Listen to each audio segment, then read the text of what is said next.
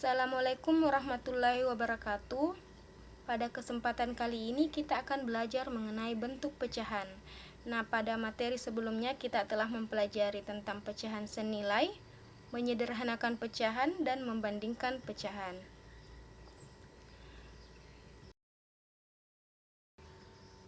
Bentuk pecahan itu dibagi menjadi 4.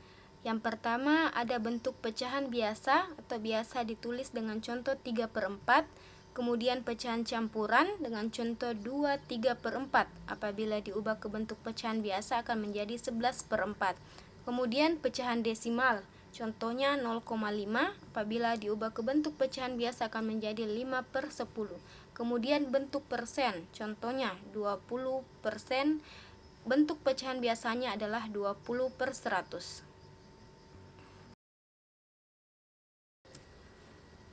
Yang pertama bentuk pecahan biasa. Biasa dengan contoh 1, 1/2, 3/4, dan lain sebagainya. Pecahan biasa itu dibagi menjadi 2. Ada pecahan murni dan pecahan tidak murni. Dikatakan pecahan murni apabila pembilang lebih kecil sedangkan penyebutnya lebih besar. Contohnya ada angka 1/2, ada 5/7, 10/21, 15/20, 15/40, dan lain sebagainya. Nah, bagaimana dengan pecahan tidak murni? Dikatakan tidak murni apabila pembilang lebih besar sedangkan penyebutnya lebih kecil. Contohnya 8/5, 9/7, 21/11, 15/10, 28/20. Kemudian pecahan campuran, contohnya 8/3. 8/3 itu sama dengan 8 dibagi 3, artinya dapat 2. Sedangkan dari 8/3 ini terdapat pula lebihnya menjadi 2, sehingga dalam bentuk pecahan campurannya ditulis 2/3. Nah, sekarang contoh yang kedua, 12/5, artinya 12 dibagi 5 sama dengan 2, sedangkan terdapat lebihnya sebanyak 2 lagi, sehingga bentuk pecahan campurannya 2/3. Kemudian contoh selanjutnya 33/6, artinya 33 dibagi 6 sama dengan 5, tetapi lebihnya ada 3, sehingga ditulis 5/3/6. Selanjutnya pecahan desimal. Pecahan desimal adalah pecahan persepuluhan, peratusan, perseribuan, dan seterusnya yang biasanya ditandai dengan tanda koma.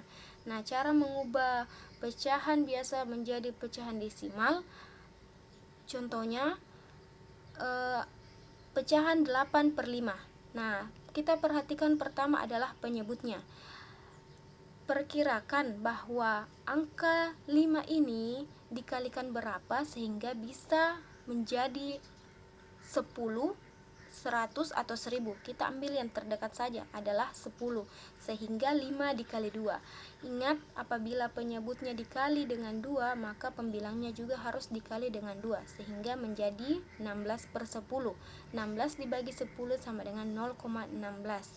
Kemudian contoh selanjutnya 20/25. Nah, perhatikan penyebutnya. 25 ini dikalikan berapa sehingga bisa menjadi 100 atau 1000. Kita ambil yang terdekat yaitu 100, sehingga dikali 4 menjadi 80/100, sehingga angka desimalnya 0,8. Dengan cara yang kedua yaitu dengan pembagian bersusun. 2/5. Nah, kita tulis dalam bentuk seperti ini. Selanjutnya bentuk persen. Persen biasanya dilambangkan dengan tanda seperti ini, yang berarti per 100. Nah, mari kita langsung ke contoh soal, yaitu 2/10. Nah, tadi persen itu adalah per 100, sehingga perhatikan penyebutnya. Kita harus memikirkan angka 10 ini dikalikan berapa sehingga bisa sampai dengan angka 100, sehingga dikali 10. Ingat, penyebut dikali 10, pembilang pun harus dikali 10, sehingga menjadi 20/100, sehingga bentuk persennya adalah 20%. Kemudian contoh yang kedua 17/25. Nah, 25 ini kita harus pikirkan dikali berapa sehingga bisa mencapai angka 100. Nah, dikali 4 sehingga menjadi 68/100 sehingga bentuk persennya adalah 68%. Nah, berikut adalah latihan soal. Silahkan mengubah bentuk pecahan campuran, pecahan desimal, bentuk persen, dan bentuk persen ke bentuk desimal. Sekian dan terima kasih. Semoga bermanfaat. Wassalamualaikum warahmatullahi wabarakatuh.